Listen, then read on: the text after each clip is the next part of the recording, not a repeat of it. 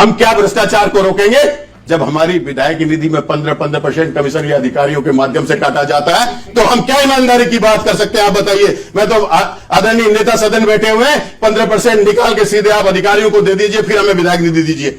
मैं आपसे सब जानते हैं। मैं आपसे कहना चाहता हूं अध्यक्ष जी, इन 15 सालों में कुछ जवान हुआ है तो महिलाओं पे अपराध जवान हुआ है इस प्रदेश में। इन 25 सालों में अगर कुछ जवान हुआ है तो किसानों में कर्जा जवान हुआ है।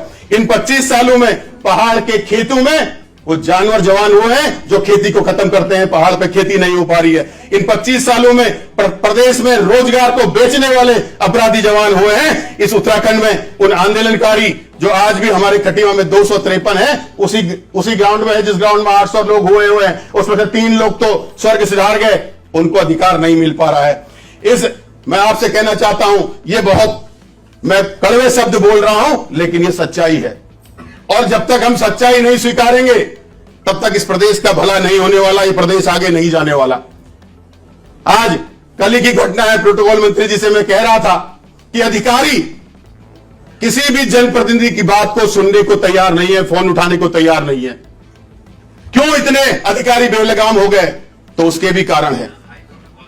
हल्द्वानी में इतनी बड़ी घटना हो जाती है, 9 लोगों की मृत्यु हो जाती है, 9 लोग मर जाते हैं, 100 से ज्यादा लोग 2 साल से जेल में हैं।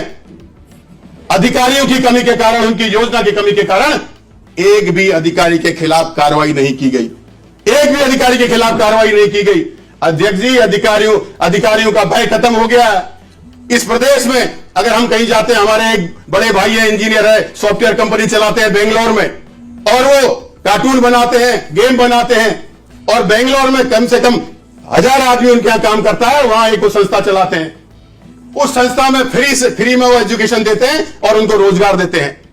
वो उत्तराखंड में आए, उत्तराखंड के अधिकारियों से मिले, तो उनका ये एक्सपीरियंस था, वो यहां आकर खुद पैसे लगाकर युवाओं को पढ़ाकर और फिर रोजगार देने का काम शुरू करना चाहते थे। उन्होंने कहा यार कि बहुत हो गया, अब 50 साल के हो गए, अपने राज्य के लिए कुछ करने का मन है।